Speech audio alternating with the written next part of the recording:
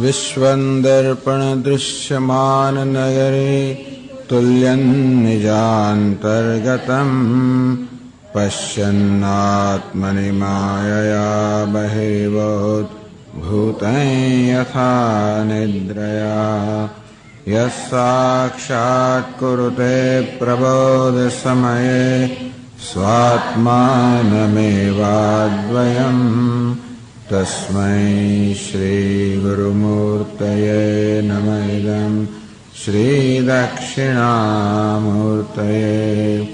वागीशा यस्य वदने लक्ष्मीर्यस्य च वक्षसि यस्यास्ति हृदये संवित तं नृसिंहमहं भजे।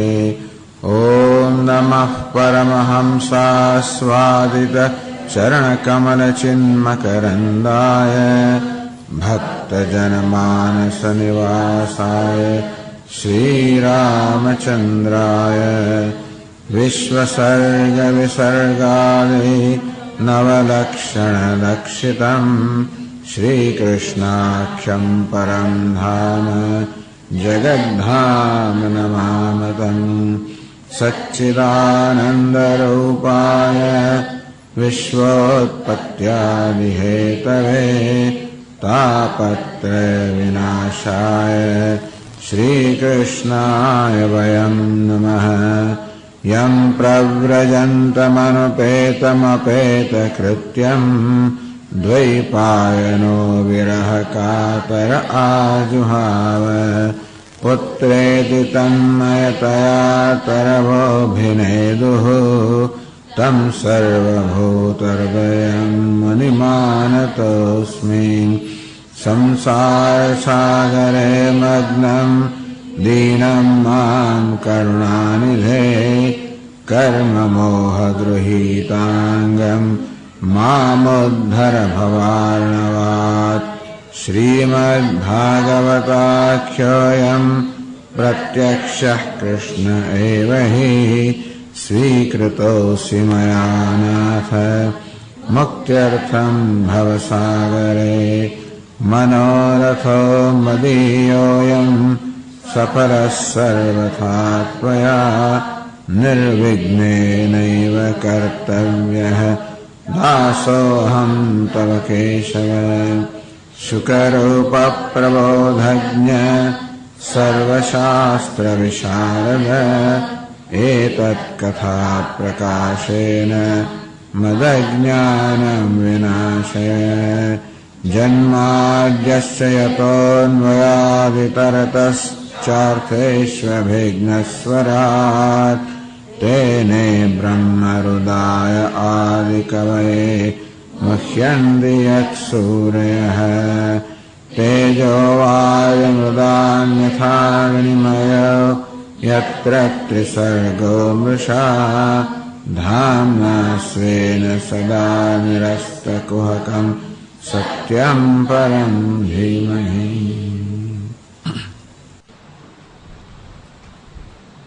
આ પ્રકારે રાજા નિમિ અને નવ યોગીશ્વર વચ્ચેનો સંવાદ ચાલી રહ્યો છે. પહેલા રાજા નિમિએ પૂછ્યું કે ભાગવત ધર્મ અર્થાત ભગવાનની પ્રાપ્તિના જે સાધન છે એ બધે બતાવો.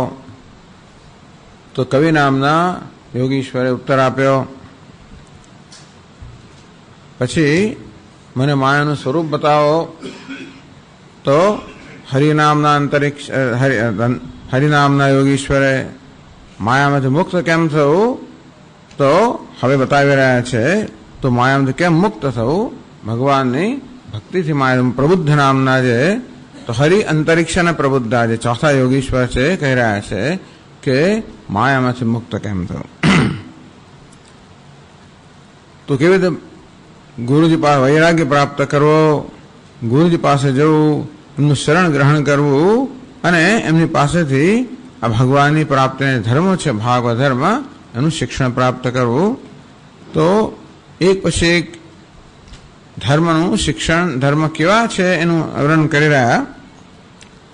તો પહેલા તો વૈરાગ્યનું વર્ણન કર્યું, અસંગતાનું વર્ણન કર્યું, દયા, મૈત્રી, પછી વિનય, આ બધા જે વ્યવહારિક ધર્મો છે એનું વર્ણન કર્યું.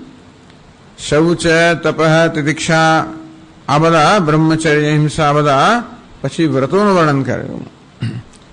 પછી ધીમે ધીમે ધીમે શ્રદ્ધા, ભાગવત શાસ્ત્ર, ભગવાનનું નિરૂપણ કરનારા શાસ્ત્રોમાં શ્રદ્ધા, અને પછી ભક્તિનું વર્ણન કરવામાં આવ્યું, સાધન ભક્તિનું. શ્રવણમ, કીર્તનમ, ધ્યાનમ, હરે અદ્ભુત કર્મણ, અદ્ભુત કર્મ ધરાવનારા ભગવાન હરિના ગુણોનું શ્રવણ, કીર્તન, ધ્યાન કરવું. એમના જન્મ, કર્મ, ગુણ વગેરેનું શ્રવણ, કીર્તન, ધ્યાન કરવું અને સર્વચેષ્ટાઓને અર્પિત કરવી. જે કંઈ કરીએ, યજ્ઞ, દાન, તપસ્યા એ બધું સર્વ પરમાત્માને નિવેદિત કરવું. પરમાત્મા સાથે, પરમાત્માના આત્મ સ્વરૂપ જાણનાર જે મહાપુરુષો છે એમની સાથે સ્નેહ કરવો અને સ્થાવર જંગમ બધાની સાથે સ્નેહ કરવો, એમની સેવા કરવી. તેમાં ખાસ કરીને મનુષ્યોની વધારે વિશેષતા સેવા કરવી. એમાં પણ જે સાધુઓ છે અર્થાત સન્માર્ગનું અનુષ્ઠાન કરનાર છે એમની વિશેષતા સેવા કરવી. પછી ધીમે ધીમે એથી પણ આગળ વધીને ભગવદ યશ, પરસ્પરામ કથનમ, પાવનમ ભગવદ યશ, સર્વને પવિત્ર કરનાર ભગવાન નિર્મળ યશ છે એનું પરસ્પર કથન કરવું. મિથ રતિ, પરસ્પર એ કરવાને કારણે અર્થાત પરસ્પર ભગવાનના યશનું કથન કરવાને કારણે પરસ્પર એક પ્રેમ જન્મે છે. મિથુ રતિ, મિથ તુષ્ટિ, આ ભગવાનના ભક્તો પરસ્પરમાં પ્રેમ એમને જન્મે છે, પરસ્પરમાં તુષ્ટિ પ્રાપ્ત કરે છે. નિવૃત્તિર મિથ આત્મન, અને નિવૃત્તિ અર્થાત બધી વસ્તુઓથી વૈરાગ્ય જન્મે છે, તો નિવૃત્તિ અર્થાત આમાં જ આનંદ જન્મે છે. સ્મરંત સ્મારયંતશ્ચ મિથ અઘૌગ ઘહરમ હરિમ, તો બધા પાપ પુંજનો નાશ કરનાર જે ભગવાન છે એમનું જ સ્મરણ કરતા અને એકબીજાને સ્મરણ કરાવતા. ભક્ત્યા સંજાતયા ભક્ત્યા, આ પ્રકારે સાધન ભક્તિમાંથી જે પ્રેમ લક્ષણ સાધ્ય ભક્તિ પ્રાપ્ત થાય છે. બિભ્રતિ ઉત્પુલકામ તનુમ, એ ભક્તિને કારણે એ લોકો જે આનંદ અનુભવે છે એના કારણે એમના શરીર પર રોમાંચ ખડા થઈ જાય છે. અને 32મા શ્લોકમાં એ ભક્તિનું વર્ણન કરે છે. હવે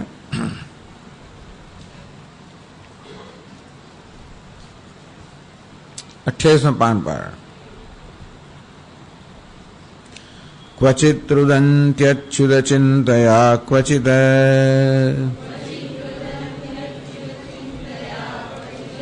હસંતિ નંદન્તિ વદન્ત્ય લૌકિકાઃ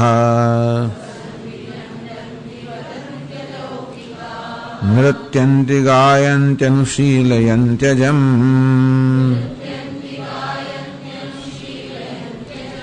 ભવન્તિ તૂષ્ણીમ પરમેત્ય નિર્વૃતાઃ.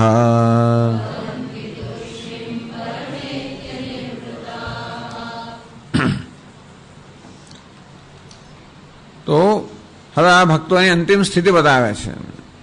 જે લોકો આવી રીતે સાધન ભક્તિને કારણે સાધ્ય ભક્તિ, પરમ પ્રેમ લક્ષણા ભક્તિ પ્રાપ્ત કરી છે, જે પરસ્પર એકબીજાને સ્મરણ કરે છે, એકબીજાને સ્મરણ કરાવે છે, અને એને કારણે જેમના ગાત્ર પર તો રોમાંચ ખડા થઈ ગયા છે એવા ભક્તોનું વર્ણન કરતા કહે છે, તો ક્વચિત રુદંતી અચ્યુત ચિંતયા ક્વચિત હસંતી, અચ્યુત ચિંતયા ક્વચિત રુદંતી. તો અદ્યાપી કૃષ્ણો ન પ્રાપ્ત તરી કિમ કરોમી, હજી મને કૃષ્ણ પ્રાપ્ત ન થયા, હવે હું શું કરીશ? ક્વ ગચ્છામિ, ક્યાં જઈશ? કો મામ તમ પ્રાપયતિ, કોણ મને પ્રાપ્ત કરાવશે? એટલે ક્યારેક તો ભગવાનના વિરહને કારણે બસ કોઈ માર્ગ ન જડે કે ભગવાન હજી પ્રાપ્ત ન થયા અને શું કરીશ, ક્યાં જઈશ, કોણ મને મેળવી આપશે? એથી ચિંતા રુદંતી, આ પ્રકારની ચિંતાથી ક્યારેક આ ભક્તો રુદન કરતા જણાય છે. ટૂંકમાં ગાણા જ થઈ ગયા છે, પરંતુ એટલે એમનું આ ગાણ પણ ભગવાનમય થઈ ગયા છે ને. આ દુનિયામાં રહ્યા જ નથી એ લોકો, દુનિયા સાથેનો કોઈ સંપર્ક નથી, આવું કોઈ વર્તન ના કરે. અલૌકિક કહેવામાં આવ્યું લોકૈ જ્ઞાતુમ અશક્યા. અલૌકિક છે, અર્થાત એમનું વર્ણન કોઈ લૌકિક નથી. અલૌકિક અર્થાત ભગવાન સાથે એક થઈ જવાને કારણે જે લોકોનું વર્તન લૌકિક લોકાચાર વિરુદ્ધાવા, ક્યાં તો અલૌકિકા, ટૂંકમાં આ લૌકિક વાણી નથી બોલતા, શાસ્ત્રની વાણી બોલે છે. અથવા લૌકિક વ્યવહાર નથી કરતા, એ તો અલૌકિક વ્યવહાર કરે છે. તો અલૌકિકા આ લોક વિરુદ્ધ વ્યવહાર કરે છે. લોકમાં આપણે કેવી રીતે વ્યવહાર કરતા હોઈએ ત્યારે આમ બધું હંમેશા મોભામાં રહીને વ્યવહાર કરતા હોઈએ, હંમેશા આપણા મોભાનું ધ્યાન રાખતા હોઈએ, કોઈ રીતે આપણી ઇમેજ કે છાપ છે બરાબર જળવાઈ રહેવી એ બધું ધ્યાન રાખતા હોઈએ છીએ. અહંકાર વ્યવહાર કરતો હોય છે, તો લોકમાં અહંકાર વ્યવહાર કરતો હોવાના કારણે અહંકાર હંમેશા કેમ જાળવી રાખવો, અહંકારને કેમ આગળ કરવો અને કેમ અહંકારનું મહત્વ વધારવું, આ પ્રકારની હંમેશા પ્રવૃત્તિ હોય છે. આ બધો લૌકિક વ્યવહાર, એવું કઈ રહ્યું નથી આ લોકોને. અલૌકિક અલૌકિક એટલે કે જે લૌકિક રહ્યા જ નથી અથવા લૌકિક વ્યવહારની જેમને કોઈ પડી જ નથી. ક્વચિત રુદંતી, તો આ પ્રકારે ભગવાનના વિરહમાં ક્યારેક ક્યારેક કોઈ રડતા જણાય છે. ક્વચિત હસંતી, ક્યારેક હસતા એમ ખડખડા રસતા જણાય. ગોપવધુ ચૌર્યાર્થમ તામસ્યામ રાત્રો કશ્ચિત ગોપસ્ય, ક્યારેક કોઈ ગોપીને મળવા માટે કે એને લઈ જવા માટે અંધારી રાત્રે કોઈ ગોપીના ઘરની બહાર પ્રાંગણે કોણ સ્થરુતલે નિનૃત્ય સ્થિતમ, અંધારામાં બહારના આંગણની અંદર એક વૃક્ષ હોય ત્યાં આગળ છુપાઈને ઉભેલા છે કૃષ્ણ ભગવાન. કોશિત્વામ કોશસ્ય ગુરુજન વાચા પલાયતુમ, એટલા એકદમ જ કોઈક રીતે કે અવાજ થયો અને ખબર પડી ગઈ એટલે પેલી ગોપી જે છે એની સાસુ કે દંડો લઈને બહાર આવી અને કોશિત્વમ કોશી કોણ છે એમ કરીને અંતેથી પલાયતમ પ્રવૃત્તમ કૃષ્ણમ અને ભાગી જાય છે કૃષ્ણ. આવી રીતે કૃષ્ણમ સ્ફૂર્તિમ આલો છે અને આવી રીતે એને એકદમ ખડખડાટ હસી પડે. ટૂંકમાં આ જગતને જોતા નથી, એ પોતાની અલૌકિક દુનિયામાં છે અને સતત ભગવાન સાથે વ્યવહાર કરી રહ્યા છે. ક્યારેક ભગવાન એકદમ જતા રહે, એમને નજરમાંથી જતા રહે, અનુભવ જતા રહે ત્યારે રડવા માંડે કે ક્યાં જતા રહ્યા, કેમ મેળવીશ, શું કરીશ, કોણ મેળવી આપશે. ક્યારેક વળી ભગવાનની લીલાનું અંદર દર્શન કરતા હોય અને આવી રીતે ભગવાન ભાગી ગયા, છુપાઈ ગયા, આવું જોઈ જોઈને ખડખડાટ હસી પડે કે આહા કે ભગવાનની પણ આવો દશા થાય છે એમ કરીને. ક્વચિત રુદંતી અનુચિંતયા અચ્યુત ચિંતયા, ભગવાન અચ્યુતનું ચિંતન કરતા કરતા ક્વચિત હસંતી, ક્યારેક આવી રીતે વળી અચ્યુત ચિંતયા ભગવાનની આ લીલાઓનું ચિંતન કરે ક્યારેક હસી પડે.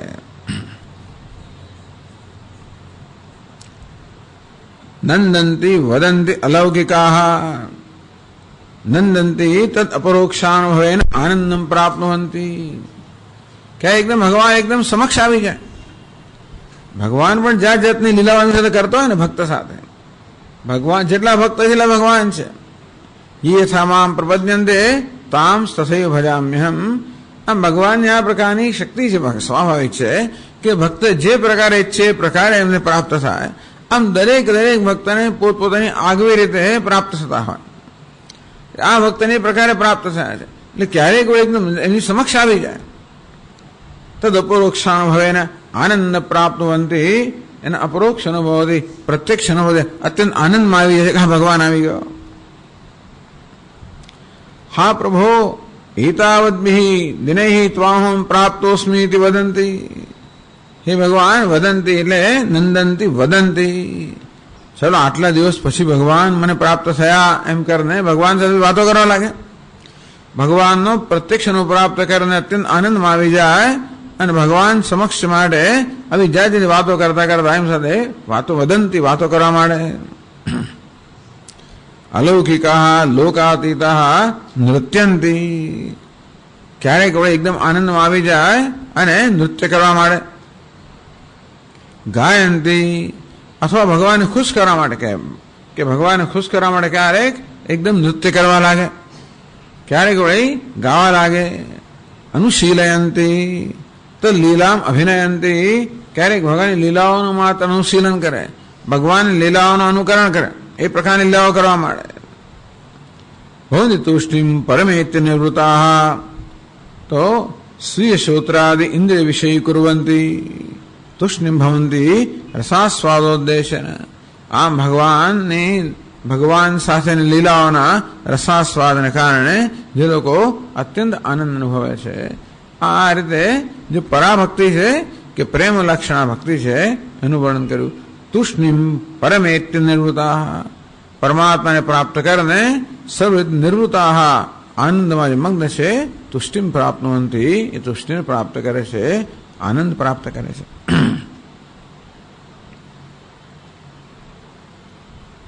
આમ ભગવાનની લીલા અનુસરણ કરે. કોઈ રાસાદ લીલામાં અનુસ્મૃત્ય ભગવાન જ્યારે લીલાઓનું અનુસ્મરણ કરતા હોય ક્યારેક રાસ લીલાઓનું અનુસ્મરણ કરે એટલે ભાઈ પોતે જ નાચ કરવા લાગે, પોતે જ ગાન કરવા લાગે, પોતે જ કૃષ્ણ બની ગયા. આવી રીતે એમની લીલાઓનો અભિનય કરતા કરતા ક્યારેક એમની જેમ નાચે, એમની જેમ જ ગાય. ક્યારેક તત્સ્વરૂપ સ્વભાવાદિકમ વિચિંતયંતી ક્યારેક એમને બેઠા બેઠા ભગવાનના સ્વરૂપની ચિંતન કરે, ક્યારેક એના સ્વભાવનું ચિંતન કરે અને આ રીતે ક્યારેક પરમાત્માને પ્રાપ્ત કરીને પરમ આનંદમાં નિમગ્ન થઈને તુષ્ટિ શાંત થઈ જાય, શાંત પણ થઈ જાય, પરમ આનંદ નિમગ્ન થઈને શાંત થઈ જાય. આ રીતે તો પ્રબુદ્ધ યોગીશ્વરે કહ્યું કે માયાને તરવાના આ ભગવાનની ભક્તિ, ભગવાનની સાધ્ય ભક્તિ, પ્રેમ લક્ષણા ભક્તિ એ માયાને પાર કરવાનો ઉપાય છે. એ વાત 33માં શ્લોકમાં કરે છે. इति भागवतान् धर्मान् शिक्षन् भक्त्या तदुत्थया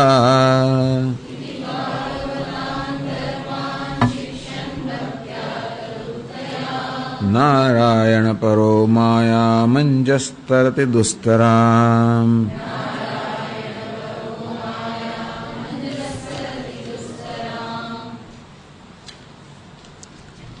इति आ રીતે તદુત્થયા ભાગ ધર્મોત્પન્નયા ભક્ત્યા આ પ્રકારે ભાગવત ધર્મનું અર્થાત ભગવાનની પ્રાપ્તિના સાધનને ભાગવત ધર્મ કહેવામાં આવ્યા. એનું અનુષ્ઠાન કરવાને કારણે જે તદુત્થયા એનાથી પ્રાપ્ત થયેલી જે પરમ પ્રેમ લક્ષણા ભક્તિ છે એને કારણે ભાગવતાન ધર્માન શિક્ષણ આ પ્રકારે જે ભાગવત ધર્મ છે એની ગુરુજી પાસેથી શિક્ષા પ્રાપ્ત કરવી જોઈએ. नारायण पर है तो अन्य ही दुस्तराम चे अन्य वड़े दुस्तर भी अशक्य है कि माया ने अंजह तरती बहुत सरलता थी माया ने तरी जाए છે. નારાયણ પર એ નારાયણ પર બનીને જેનું વર્ણન 32માં શ્લોકમાં કરવામાં આવ્યું એવા નારાયણ કૃષ્ણ પર બનીને એ માયાને કહે માયાને પરત થઈ ગયા ને. જો લૌકિક જયારે અહંકાર જયારે હોય ત્યારે માયા છે, તો પ્રેમ ભક્તિ પ્રેમ લક્ષણા ભક્તિને કારણે કે અહંકારથી મુક્ત થઈ ગયા. એમનું પોતાની જાતનું ભાન જ નથી, માત્ર ભગવાન નારાયણ પર ભગવાનમય થઈ ગયા હોવાને કારણે માયા એમને કોઈ સ્પર્શી ના શકે. મામે વે પ્રપદ્યંતે માયા મેતામ તરંતે તે તો જે ભગવાન કહે જે મારું શરણ લે કે મારા મય બની જાય એ લોકો સરળતાથી માયાને તરી જાય છે. એટલે પ્રશ્ન એ હતો કે આ જયારે સાંભળીને થોડા ગભરાઈ ગયા નિમિરાજા, માયાનું વર્ણન જયારે સાંભળ્યું ને અંતે અંતરિક્ષ ઋષિ પાસેથી ત્યારે જયારે ગભરાઈ ગયા કે આ માયા તરવી કેમ. એટલે પ્રબુદ્ધ ઋષિ કહ્યું કે ઉપાય સરળ છે, ભગવાનની ભક્તિ એ માયાને તરવા માટેનો ઉપાય છે, સરળ ઉપાય છે. આમ નારાયણ પર ભગવાન નારાયણને પર કે નારાયણની તત્પર બને નારાયણ સાથે ઐક્ય પ્રાપ્ત કરીને નારાયણ માય બનીને આ રીતે ભગવાનની માયાને સરળતાએ તરી જાય છે. આ રીતે પ્રબુદ્ધ યોગીશ્વર જે છે એમણે પોતાનું પ્રવચન સમાપ્ત કર્યું.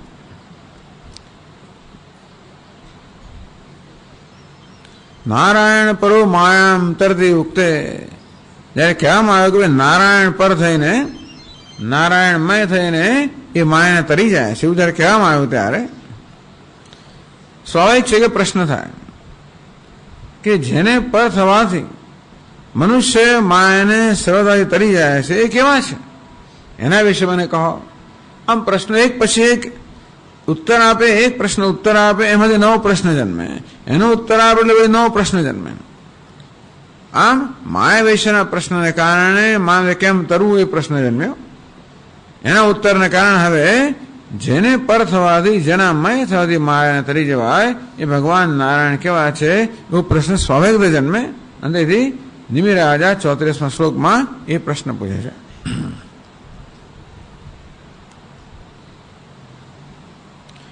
રાજોવાચ નારાયણાભિધાનસ્ય બ્રહ્મણઃ પરમાત્મનઃ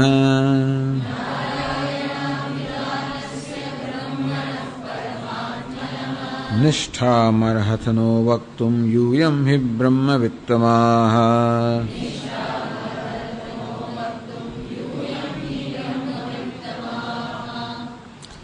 નારાયણ અભિધાનસ્ય,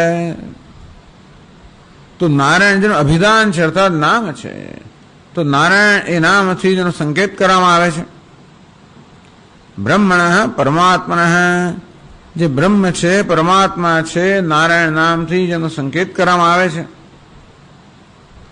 નિષ્ઠામ અર્હતનો વક્તુમ, નિષ્ઠા, નિષ્ઠા એટલે સ્વરૂપ, નો વક્તુમ અર્હત, આપે ભગવાનના સ્વરૂપનું કથન કરવા માટે યોગ્ય છો. અર્થાત આપે એ ભગવાન નારાયણના સ્વરૂપનું કથન કરવું જોઈએ. બ્રહ્મૈવ તાવત નારાયણેતિ ભગવાનથી પરમાત્મા જે ઉચ્ચતે, એ નારાયણ કહ્યું, બ્રહ્મ કહ્યું, પરમાત્મા કહ્યું, તો નિમિ રાજા પોતે જ આ શબ્દોનો પ્રયોગ કરે છે. તો બ્રહ્મૈવ તાવત, બ્રહ્મ જે છે પરમા એ જ નારાયણ કહેવાય છે, એ જ ભગવાન કહેવાય છે, એ જ પરમાત્મા કહેવાય છે, જુદા તો નથી. તદુક્તમ વદન્તિ તત્ત્વવિદસ્તત્વમ યજ્ઞાનમદ્વયમ, તત્તત્વવિદ તત્વમ એ જ્ઞાનમદ્વયમ, જે અદ્વય જ્ઞાન છે. અદ્વય જ્ઞાન કોને કહેવાય?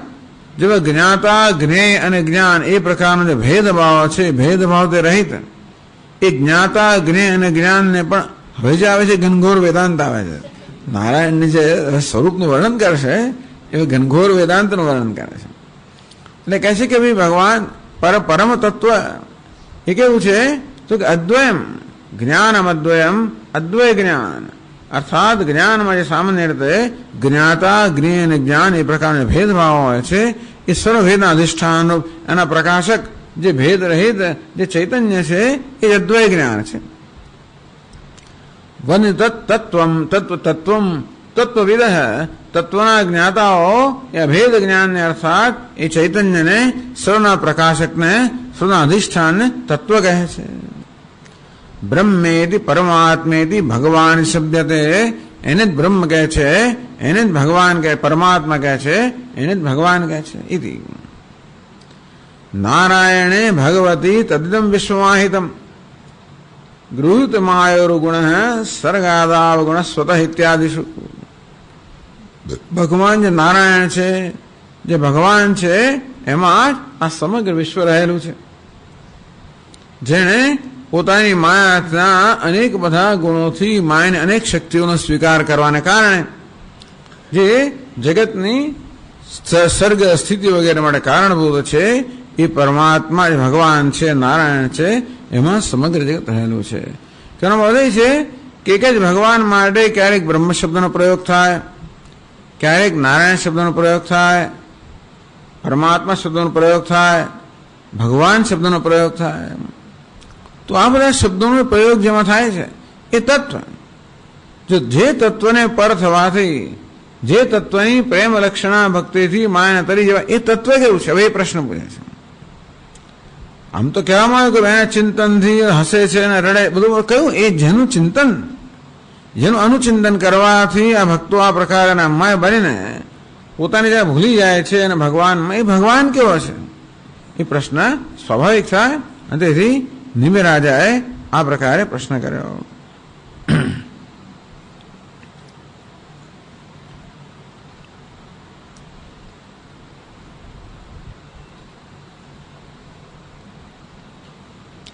તત્ર કિમેભિ શબ્દૈ નિર્વિશેષમ તદેવ વસ્તુ ઉચ્યતે. આ બધા શબ્દો નારાયણ કહો, બ્રહ્મ કહો, પરમાત્મા કહો, ભગવાન કહો, એ બધા શબ્દોથી શબ્દ નિર્વિશેષમ તદેવ વસ્તુ ઉચ્યતે. શું નિર્વિશેષ વસ્તુ જે છે એની વાત કરવામાં આવે છે. અસ્થિવા કોઈ વિશેષાંશ કે પછી એનું કોઈ વિશેષ અંશ પણ છે. એટલે આ બધા શબ્દો વડે માત્ર નિર્વિશેષ કે નિર્ગુણ તત્વ એનું જ વાસ્તવમાં કહેવામાં આવે છે, અથવા તો કોઈક એનું વિશેષ પણ છે એ કહેવા માંગે છે. ટૂંકમાં તત્વ નિર્વિશેષ તો છે, સવિશેષ પણ છે. તો નિર્વિશેષમ સદસદ વિશેષ શૂન્યમ, કાર્ય પણ ના કહેવાય, કારણ ના કહેવાય, બધા પ્રકારના વિશેષ શૂન્ય. તદેવ વેદાંત એક વેદ્યમ કોઈ બી વક્તુમ શક્ય. આ વેદાંત એક વેદ્ય છે, એને કોઈ રીતે કહેવાનું શક્ય છે કે પછી ભગવાન સવિશેષ છે, સવિશેષ પણ છે અને નિર્વિશેષ છે. વાસ્તવમાં જે નિર્વિશેષ છે એ જ માયાને ધારણ કરીને સવિશેષ રૂપે પ્રગટ થતો હોય છે, અભિવ્યક્ત થતો હોય છે. એ ભગવાન નારાયણ વિશે, ભગવાન વિશે, બ્રહ્મ વિશે, પરમાત્મા વિશે હવે રાજા જાણવા માંગે છે. તો હવે ઉત્તર મળે છે.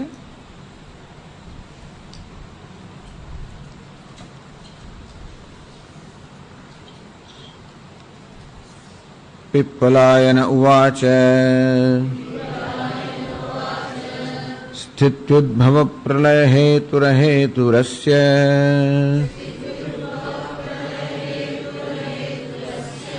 यत् स्वप्न जागर सुषुप्तिषु सद्बहिश्च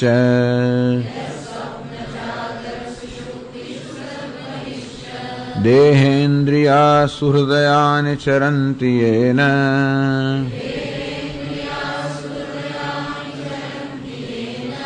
संजीवितानि तदवेहि परम नरेन्द्र.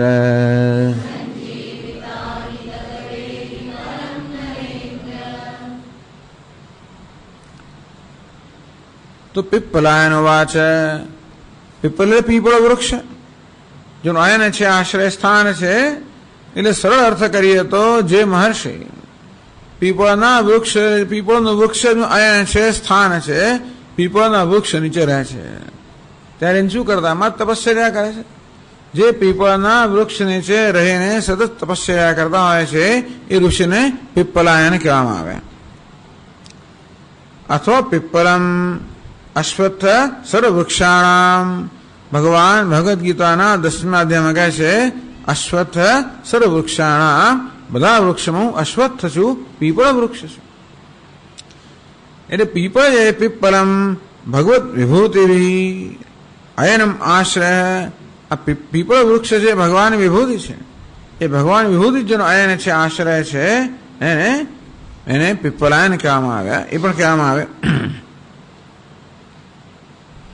ટૂંકમાં ભગવાન વિભૂતિ જેનો આશ્રય છે એ ભગવાનના સ્વરૂપનું વર્ણન કરવા માટે અત્યંત યોગ્ય છે ને પિપ્પલાયન.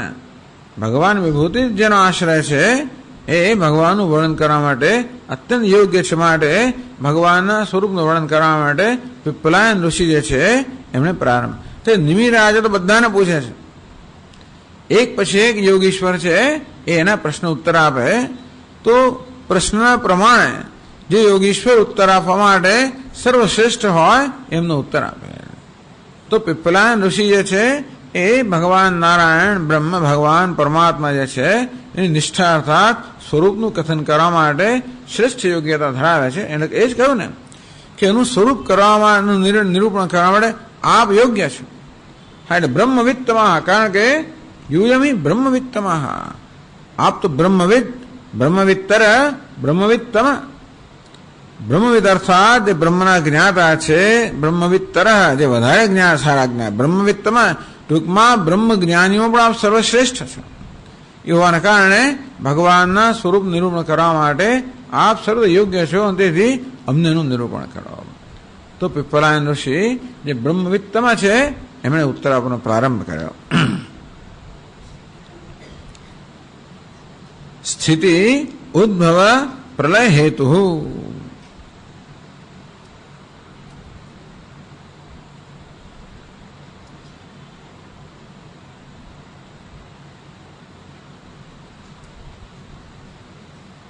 નિર્વિશેષણ બ્રહ્મેવ. તો બહુ સુંદર રીતે આને સમજાવે છે.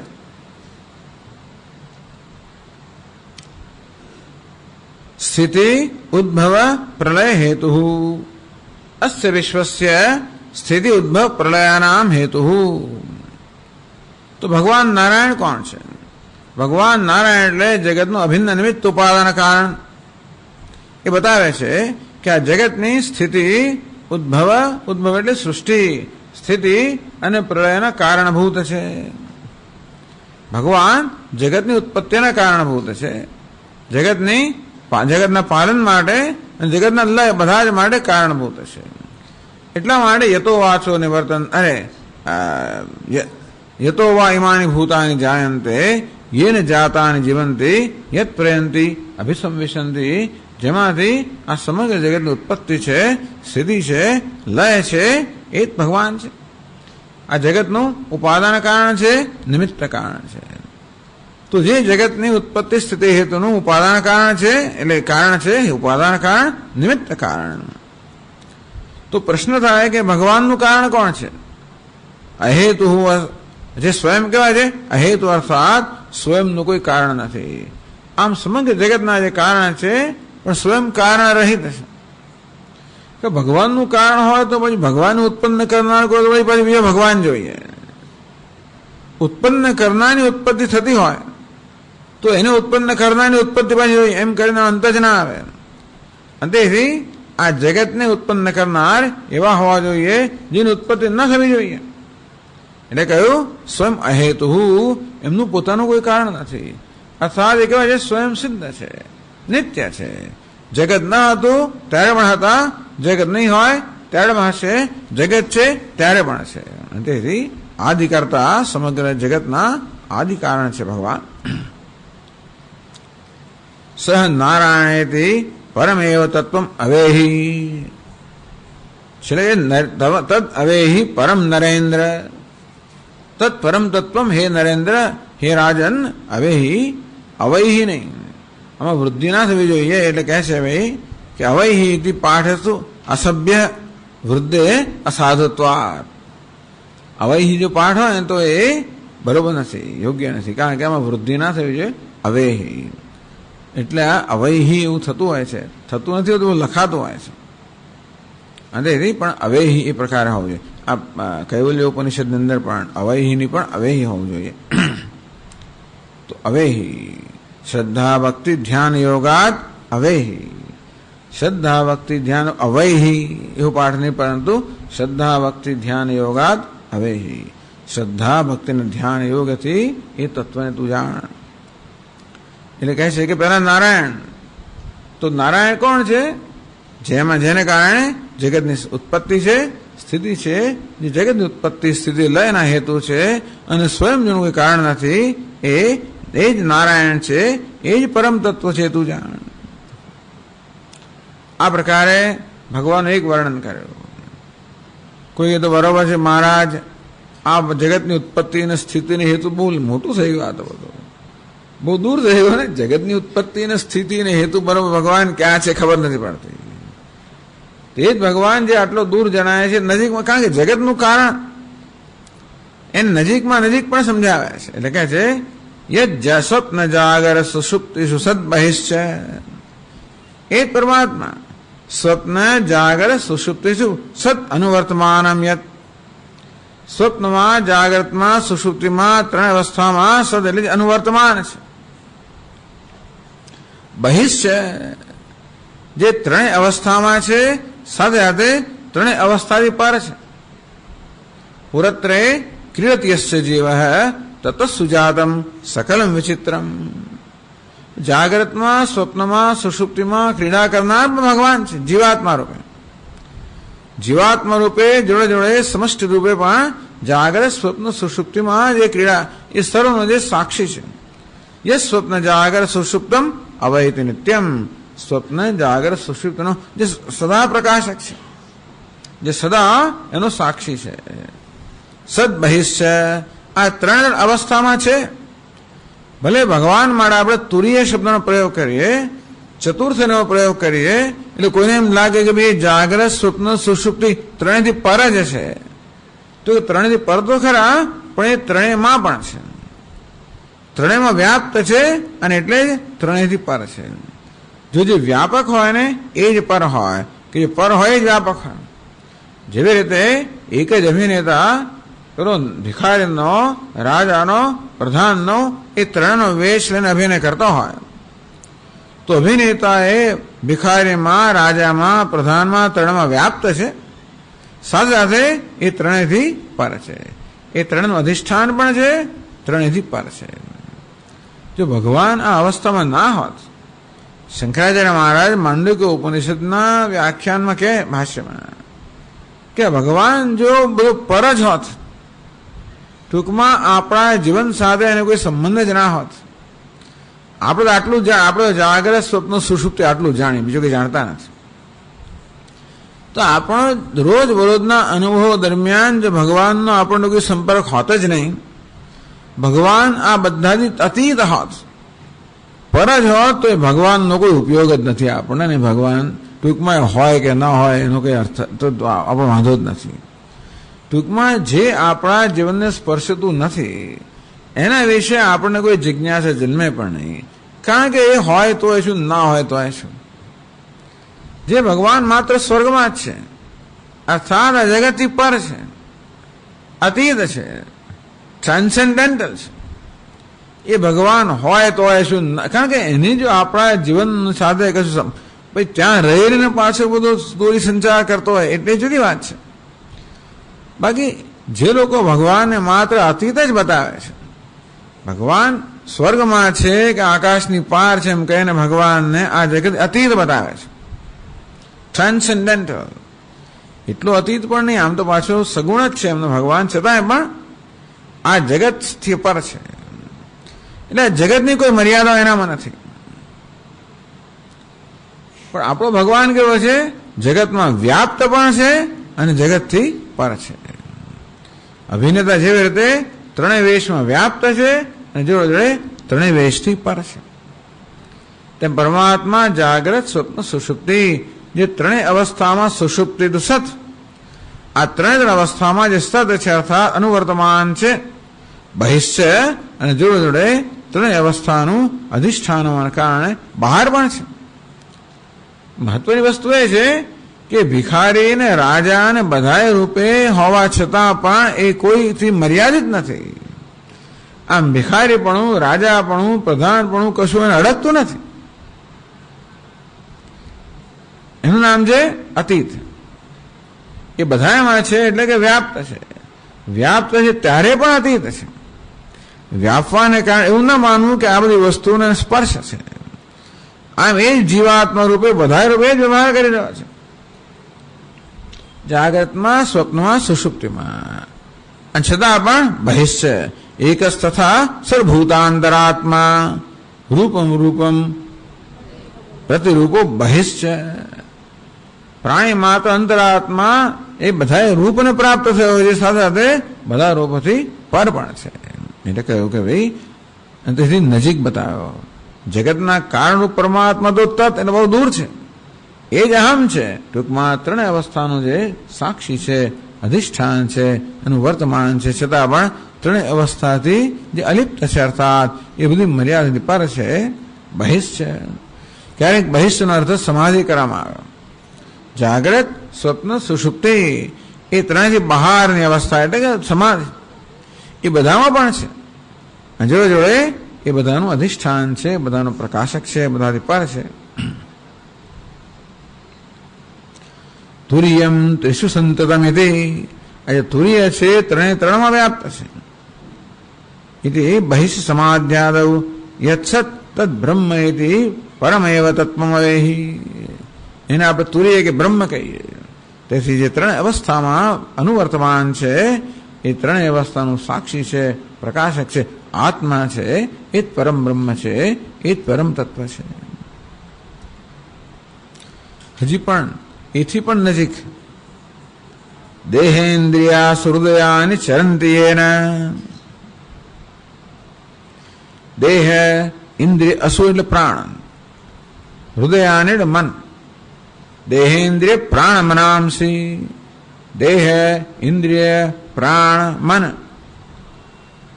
યેન ચરંતી યેન સંજીવિતાની સંતિ ચરંતી. તો આ દેહ છે, ઇન્દ્રિય છે, મન છે, પ્રાણ છે, મન ટૂંકમાં આપણે ઉપર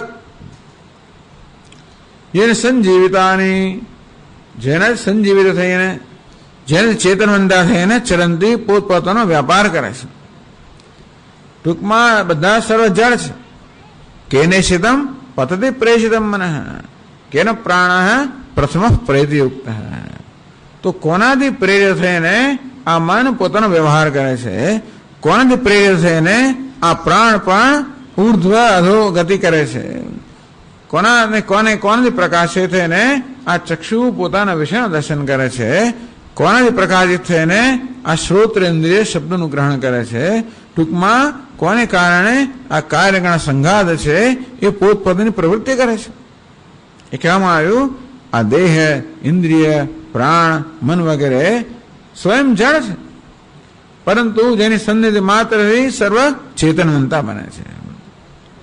તદ અહંકાર તાદાત્મ્યાત દેહ ચેતનતા મગાત. આમ પરમાત્માની ચેતનતા છે એનું સૌથી પહેલું પ્રતિબિંબ અહંકારમાં પડે, ત્યાંથી પછી બુદ્ધિમાં પડે, ત્યાંથી પછી મનમાં પડે, ત્યાંથી પછી ઇન્દ્રિયમાં પડે, ત્યાંથી પછી દેહમાં પડે. આ પ્રકારે પરમાત્માની ચેતનતા સૂક્ષ્મમાંથી અહંકાર જે સૂક્ષ્મતાથી માંડીને સ્થૂળ દેહ છે ત્યાં સુધી બધામાં ચેતનવંતા બનાવે. આ ઇન્દ્રિયો વગેરે ચેતનવંતી છે એટલે સામાન્ય માણસ માની લે કે આ દેહમાં ચેતનતા પોતાને કારણે છે. એટલે કહેવામાં આવે કે નહીં, જેને કારણે આ સર્વ ઉપાધિ ચેતનવંતી છે અને પોતપોતાનો વ્યવહાર કરે છે. તત્ પરમાત્મા એવું છે ને, એને પરમાત્મા કેમ કહ્યું? આપણે દેહને પણ આત્મા કહીએ છીએ. ઘણી વાર મોટે ભાગે દેહને આત્મા કહેતા હોઈએ, ક્યારેક વળી પ્રાણને પણ આત્મા કહીએ, ક્યારેક ઇન્દ્રિયને આત્મા કહીએ, ક્યારેક મનને આત્મા કહીએ. ટૂંકમાં સુખી છું દુઃખી છું એમ કહીએ ત્યારે આપણે મનને આત્મા કહ્યો, ભૂખ્યો છું તરસ્યું ત્યારે પ્રાણને આત્મા કહ્યો વગેરે. જાડો છું પાતળો છું શરીરના આત્મા કહ્યો. એટલે બધા આત્માની તુલનામાં જે પરમાત્મા છે, વાસ્તવમાં આ બધા જેને કારણે આત્માપણું ધરાવે છે, આ બધી વસ્તુઓ આત્મા કહેવાના લાયક કોને કારણે બને છે? એ એટલે કે એને પરમાત્મા. એટલે નારાયણનું વર્ણન કર્યું, બ્રહ્મનું વર્ણન કર્યું, પરમાત્માનું વર્ણન કર્યું. આ જ પરમ તત્વ છે. નારાયણ જગતની ઉત્પત્તિ સ્થિતિ અને લયના કારણરૂપ છે. એ જ નારાયણ હતું પરમ તત્વ જાણ. જાગ્રત સ્વપ્ન સુષુપ્તિનું અધિષ્ઠાન છે, પ્રકાશક છે, વ્યાપ્ત છે, બહાર પણ છે. એ પરમ બ્રહ્મને તું પણ પરમ તત્વ જાણ. જેને કારણે આ દેહ ઇન્દ્રિયો પ્રાણ મન વગેરે ચેતનવંતા બને છે અને પોતપોતાનું કાર્ય કરવાની ક્ષમતા પ્રાપ્ત કરે છે. એ પરમાત્માને તું પરમ તત્વ જાણ. એવં લક્ષણ ભેદૈ નારાયણાદિનાભિ ઉચ્યમાનમપી. આમ આ ભિન્ન ભિન્ન નામ લક્ષણ જુદા જુદા હોવાના કારણે એને જુદા નામ પડ્યા. એક જ વ્યક્તિ જયારે ઘરમાં હોય ત્યારે પિતા કહેવાય, એ જ વ્યક્તિ વળી પાછા ઓફિસમાં જાય ત્યારે મેનેજર કહેવાય. લક્ષણ જુદા જુદા છે. ઘરમાં એક પ્રકારનું લક્ષણ ધરાવે છે માટે એને પિતા કહેવામાં આવે. ઓફિસમાં એટલે એનું વર્તન બધું સૂટ બૂટ ટ્રાય બધું પહેલા વર્તન બદલાઈ જાય ત્યારે તેથી ત્યારે એને મેનેજર કહેવામાં આવે. એ જ વળી ક્લબમાં જાય ને ટેનિસ રમવા માંડે અને અડધું પાટલું પહેર્યું હોય અને પેલા લક્ષણ બદલાઈ ગયું, બીજું નામ પણ એક ને એક જ વ્યક્તિ પણ લક્ષણ બદલાય એ કેવા જોડા નામ પડતા હોય છે ને. અને તેથી આ ભિન્ન ભિન્ન લક્ષણો કારણે એક જ પરમ તત્વ એ જ નારાયણ કહેવાય છે, એ જ બ્રહ્મ કહેવાય છે, એ જ પરમાત્મા કહેવાય છે. આમ નામ ભી ઉચ્ચમાન આપે ભલે ભિન્ન ભિન્ન નામથી કહેવાતો હોવા છતાં પણ પરમ એકમેવ તત્વ જાને. આ એક જ તત્વ છે. તો એમ ના માનતું કે નારાયણ જુદા અને ભગવાન જુદા અને બ્રહ્મ જુદા અને પરમાત્મા જુદા. એક જ તત્વ ભિન્ન ભિન્ન નામથી કહેવાય છે. એ જ પરમ તત્વ છે. એ પ્રકારે હે રાજા નિમિ તું જાણ.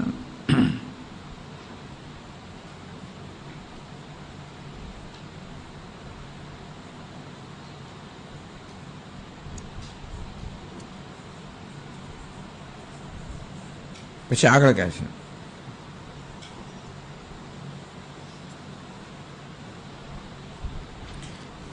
અવિહિતિ અનેન વિષયત્વમ પ્રાપ્તમ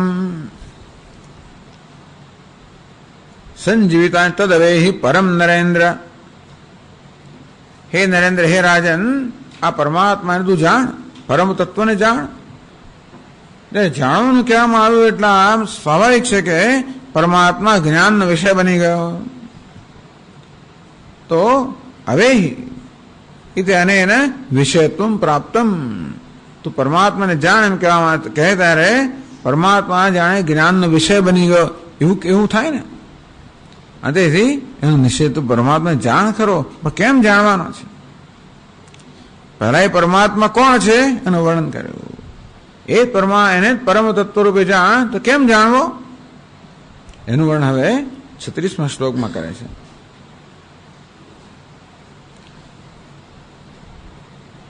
નૈતન્મનો વિશતિ વાગુદ ચક્ષુરાત્મા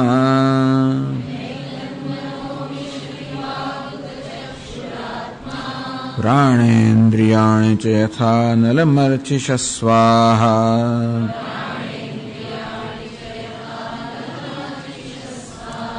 શબ્દોપી બોધક નિષેધતયાત્મમૂલમ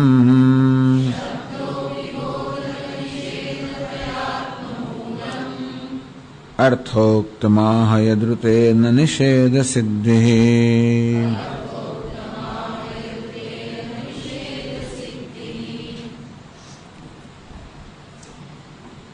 તો ક્યાંથી ક્યાં જાય છે આ બધું? એક બાજુ હસંતી, રુદંતી, નૃત્યંતી, ગાયંતી માંથી ક્યાં આવી ગયા? આ ભગવાનને વાત કરીને હસે રડે નહીં, તો પેલા ભગવાન હતા ટૂંકમાં. તો હવે નહીં તન મનો વિશદી વાગ ચક્ષુરાત્મા એતત પરમ તત્વમ મન ન વિશતિ ન વિષય કરોતી. હે રાજા નિમિ, આ પરમાત્મા પરમ તત્વ છે, ન મન ન વિશંતિ, મન જે છે એમાં પ્રવેશ ના કરે, અર્થાત મન ક્યારે પણ એનું વિષયકરણ ના કરે. ટૂંકમાં મનના જ્ઞાનનો વિષય ના આપે. મનમાં એ ભિન્ન ભિન્ન પ્રકારની સુખ દુઃખ વગેરે વૃત્તિઓ હોય, અવસ્થાઓ, એવી કોઈ અવસ્થા નથી. ભગવાન કોઈ મનની અવસ્થા નથી, અને તેથી મન એને વિષયભૂત ના કરી શકે, વિષયકરણ ના કરી શકે. વાગુત, વાણી પણ એને વર્ણવી ના શકે. ચક્ષુરાત્મા, ચક્ષુ પણ એને જોઈ ન શકે. આત્મા એટલે બુદ્ધિ, બુદ્ધિ પણ ખરેખર એના વિશે વિચારી ના શકે કે એ બુદ્ધિનો ખ્યાલ પણ નથી. બુદ્ધિમાં ભિન્ન ભિન્ન ખ્યાલ હોય, ભગવાન કોઈ ખ્યાલ નથી. ઇઝ નોટ એ કોન્સેપ્ટ, એ ખ્યાલ નથી. એ મનની કોઈ લાગણી નથી. એ ચક્ષુનો કોઈ રૂપ રંગ નામનો વિષય નથી. એટલે વાણીથી વર્ણવવાનો કોઈ શબ્દ નથી. વાણી કોઈ શબ્દ પણ નથી, એટલે વાણીનો વિષય નથી. કે રૂપ રંગ નથી માટે ચક્ષુનો વિષય નથી. એ કોઈ લાગણી નથી માટે મનનો વિષય નથી. એ ખ્યાલ નથી માટે બુદ્ધિનો વિષય નથી. પ્રાણશ્ચ, તો પ્રાણનો વિષય ખરો કે નહીં? ક્રિયાશક્ત્યા ન પ્રાપ્નોતી. ચાલો ભાઈ, આપણે અંદર એને ભગવાનને કોઈ રીતે અનુભવી ના શકતા હોઈએ તો કોઈક રીતે આપણે એને પકડી શકીએ ખરા કે નહીં? તો કે નહીં, પ્રાણ અર્થાત ક્રિયાશક્તિ, પ્રાણ પણ એને પકડી શકતો નથી. અન્યાની છે ઇન્દ્રિયાણી, કે બીજી કોઈ ઇન્દ્રિયો, ટૂંકમાં આ સિવાય પ્રાણ ઇન્દ્રિયાણી છે. અહીંયા આગળ થોડુંક મનની વાત કરવામાં, મન છે એનો નિર્દેશ કરવામાં આવ્યો, વાણીનો નિર્દેશ કરવામાં આવ્યો, ચક્ષુનો અને બુદ્ધિનો એટલો નિર્દેશ કરવામાં આવ્યો. તો કોઈને એમ કે ચાલો ત્યારે પછી હાથથી પકડી શકાય કે પછી કાનથી સાંભળી શકે? નહીં, ઇન્દ્રિયાણી છે. આ સિવાય જે કોઈ ઇન્દ્રિયો છે એ ઇન્દ્રિયોનો પણ પરમાત્મા વિષય નથી. કેમ નથી? એનું દૃષ્ટાંત, આ ભાગવતના દૃષ્ટાંત બહુ વિલક્ષણ છે બધા. યથા અનલમ અર્ચિષ સ્વાહા, યથા સ્વાહા અર્ચિષ અનલમ. જેવી રીતે અગ્નિની શિખાઓ હોય, અગ્નિની જ્વાળા હોય, એ અગ્નિને બાળી પણ ના શકે, એ અગ્નિને વિષય પણ ટૂંકમાં અગ્નિને પ્રકાશિત ના કરી શકે કે બાળી પણ ના શકે. અગ્નિની જ્વાળાઓ તે રીતે આ ઇન્દ્રિયો કહો, મન કહો, પ્રાણ કહો તો પરમાત્માની જાણે કે જ્વાળાઓ સમાન છે. પરમાત્માના તણખા સમાન છે કે સૂર્યના કિરણો સમાન છે. સૂર્યના કિરણો જેમ સૂર્યને પ્રકાશિત ન કરી શકે કે સૂર્યને પામી પણ ન શકે, જેવી રીતે અગ્નિની શિખાઓ અગ્નિને પામી ન શકે કે અગ્નિને પ્રકાશિત ન કરી શકે કે બાળી પણ ન શકે. અંતે રીતે ઇન્દ્રિયો છે, પ્રાણ છે, મન છે, બુદ્ધિ છે, આ બધા જે છે એ પરમાત્મા વડે પ્રકાશિત છે. આગળ કહેવામાં આવે ને, દેહેન્દ્રિયા હૃદયાની ચરંતી એના, જેને કારણે દેહ છે, પ્રાણ છે, ઇન્દ્રિયો છે, મન છે, પોતપોતાનું કાર્ય કરે છે. તો જેને કારણ અગ્નિને કારણે વાસ્તવમાં એની જ્વાળાઓ છે એ ખરેખર તો પ્રજ્વલિત છે. અંતે જે પરમાત્માને કારણે આ ઇન્દ્રિયો, પ્રાણ, મન વગેરે પોતપોતાના કાર્ય કરે છે, તો એ પરમાત્મા એમનો વિષય કેમ બની શકે? ન તત્ર ચક્ષુર ગચ્છતિ, ન વાગ ગચ્છતિ, ન મનઃ. ત્યાં ચક્ષુની કોઈ ગતિ નથી, વાણીની ગતિ નથી, મનની ગતિ નથી. એટલે કહે છે કે ભાઈ વિસ્ફુલિંગાદયો યથા ન પ્રકાશયંતિ ન દહંતિ છે. જેમ તણખા વગેરે પણ અગ્નિને પ્રકાશિત ન કરી શકે, એને બાળી પણ ન શકે, તથા જડાસુ મન આદિવૃત્તિષુ અભિવ્યજ્યમાનમસ્ય આત્મપ્રકાશસ્ય, તેવી રીતે આ જળ ઇન્દ્રિયો વગેરેમાં અભિવ્યક્ત સદાર જે પરમાત્મા ચૈતન્ય છે એની ઇન્દ્રિયો પ્રકાશિત પણ ન કરી શકે કે પામી પણ ન શકે. પ્રાણસ્ય પ્રાણમ ઉદ ચક્ષુ છે ચક્ષુ ઉદ શ્રોત્રસ્ય શ્રોત્રમ. આ મંત્ર કેનોપનિષદમાં પણ છે, એવી જાતનો મંત્ર બૃહદારણ્ય પણ છે. શ્રોત્રસ્ય શ્રોત્રમ મનસો મનોયત વાચો વાચમ સૌ પ્રાણસ્ય પ્રાણ ચક્ષુ છે ચક્ષુ. કેનોપનિષદ કે શ્રોત્રસ્ય શ્રોત્રમ, એ તો શ્રોત્રને પ્રકાશિત કરનાર છે. મનસો મનોયત, મનને પ્રકાશિત કરનાર છે. યન મનસાન મનોતે યેન આહુર મનોમતમ, મનથી જેનું મનન ના થઈ શકે, જેને કારણે મન મનન કરે છે. યદ વાચા અનભ્યુતમ યેન વાગ અભ્યુજ્યતે, વાણી વડે જે ઉચ્ચારી ન શકાય પરંતુ જેને કારણે વાણી ઉચ્ચારણ કરે છે. આમ ચક્ષુ વડે જેને જોઈ ન શકાય, જેને કારણે ચક્ષુ જુએ છે, એટલે એને જાણવાનો પ્રકાર બતાવે છે. એક રીતે આ બધા જાણવાના સાધનો નિષેધ કરે છે. બોધક નિષેધ થયા, બોધકનો નિષેધ કરે છે. બોધક અર્થાત બોધના સાધનો છે. ઇન્દ્રિયો આપણા બોધના સાધન છે. આ મન છે બોધનું સાધન છે, બુદ્ધિ બોધનું, શબ્દમાં બોધનું સાધન છે. એટલે ભાઈ નનુ ત્વમ તું ઔપનિષદમ પુરુષમ પૃચ્છામિ. બૃહદારણ્ય ઉપનિષદમાં આવું વર્ણન આવ્યું કે ભાઈ કે યાજ્ઞવલ્ક્ય પૂછે કે ઔપનિષદ પુરુષ છે એની વાત તો પૂછું છું તને. શાકલ્યને પૂછે તને ખબર છે? એનો અર્થ એ કે ભાઈ ઉપનિષદ એક અગમ્યમ, આ પરમાત્મા તો ઉપનિષદ જાણી શકાય એમ છે. તો ભાઈ એમ કેમ કહો છો કે ભાઈ શબ્દથી ના જાણી શકાય?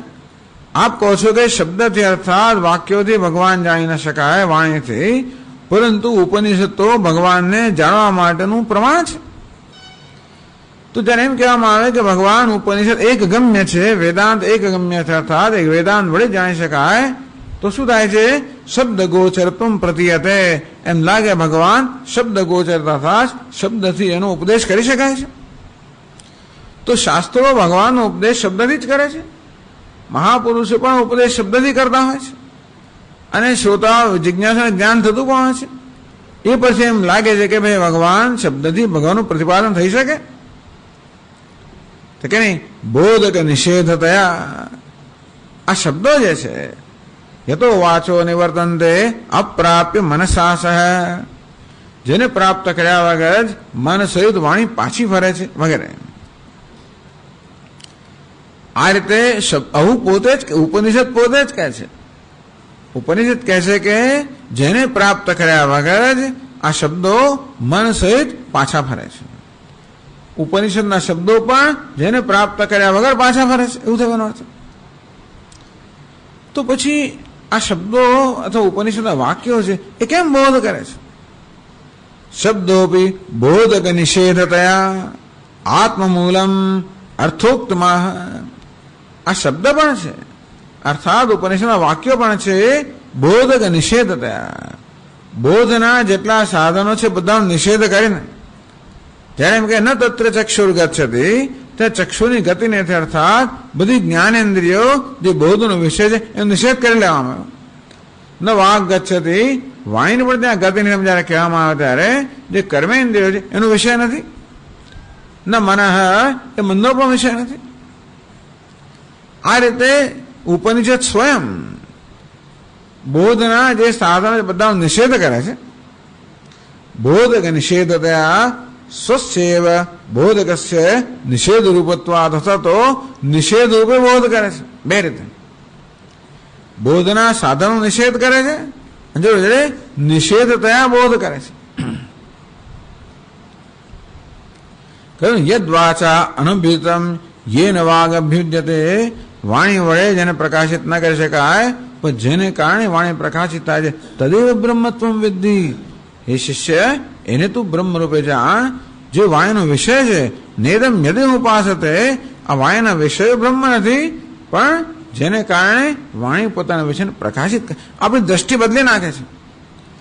સામાન્ય રીતે ભગવાનને કશાયને જોવા જાણવા માટે આપણે આપણી જ્ઞાનેન્દ્રિયનો પ્રયોગ કરીએ, કર્મેન્દ્રિયનો પ્રયોગ કરીએ, મનનો પ્રયોગ કરીને એને જોવાનો, જાણવાનો, અનુભવવાનો પ્રયાસ કરીએ. બોધક નિષેધ રહ્યા એ બધા પ્રયત્નોનો પહેલા નિષેધ કરી નાખે છે. ન ચક્ષુષા પશ્યતિ કશ્ચનૈનમ, કઠોપનિષદ, કે કોઈ પણ ચક્ષુ વગેરેને જોઈ શકતું નથી.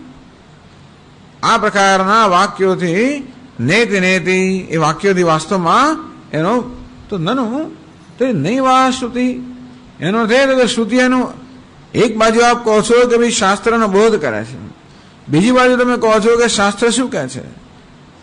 તો શાસ્ત્ર કહે છે કે નહીં, મનથી ના જાણી શકાય, વાણીથી ના જાણી શકાય, ચક્ષુથી ના જાણી શકાય. એનો અર્થ થયો કે શ્રુતિ એના વિશે કંઈ કહેતી નથી.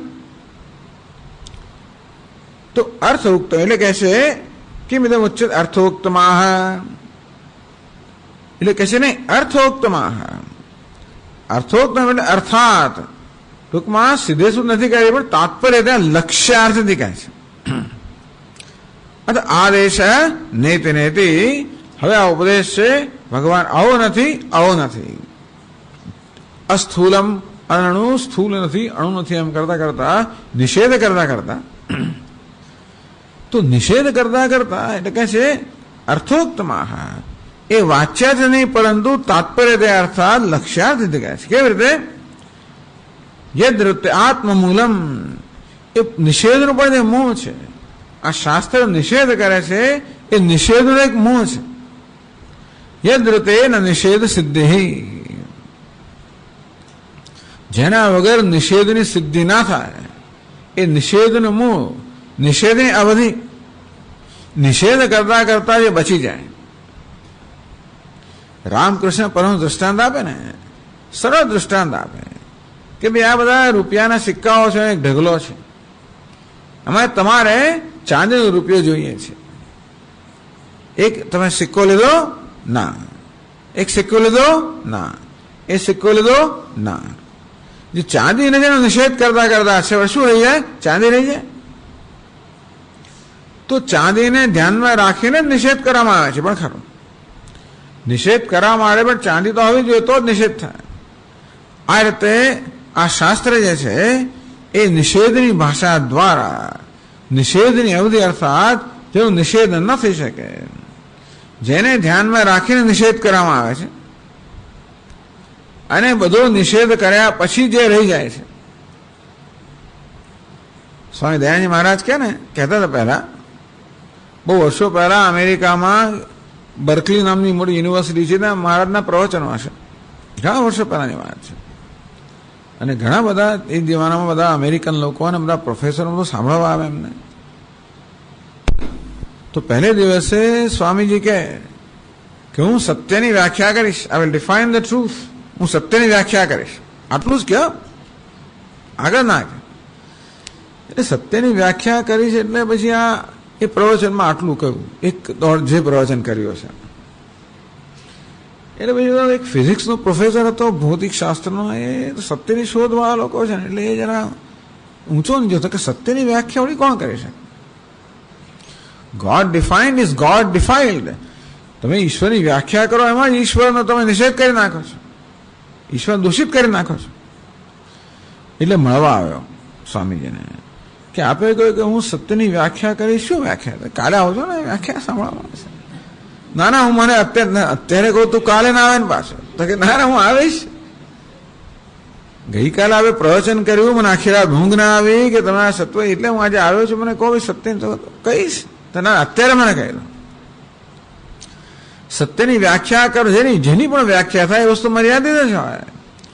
અને સત્યની વ્યાખ્યા કરો, સત્ય મર્યાદિત જ થઈ જાય. તો કેવી વ્યાખ્યા કરશો? તો કે પછી છેવટે એને સ્વામીએ કહો અબાધિતમ સત્યમ, જેનું બાધ ના થાય એનું નામ સત્ય. એટલે સાંભળ્યું, બહુ બુદ્ધિશાળી માણસ હતો. જેનો બાધ ના થાય એનું નામ સત્ય, જો નિષેધ ના થાય એનું નામ સત્ય. વળી બધો આખી રાત ગૂંચવાયો એ માણસ. એ વળી શું? જેનો બાધ ના થાય, નિષેધ ના થાય સત્ય. એવું કઈ હોઈ શકે? દુનિયાની બધી વસ્તુનો નિષેધ હું કરી શકું છું, બધાને હું ખરેખર તો ખસેડી શકું છું, બધાનો ત્યાગ કરી શકું છું. એવું નિષેધ ના થાય કોઈ વસ્તુ જ નથી. વળી પાછો આવ્યો પ્રવચન પહેલા. એટલે ભાઈ તું પ્રવચનમાં આવતો કે નહીં, પહેલા મને કહી દો.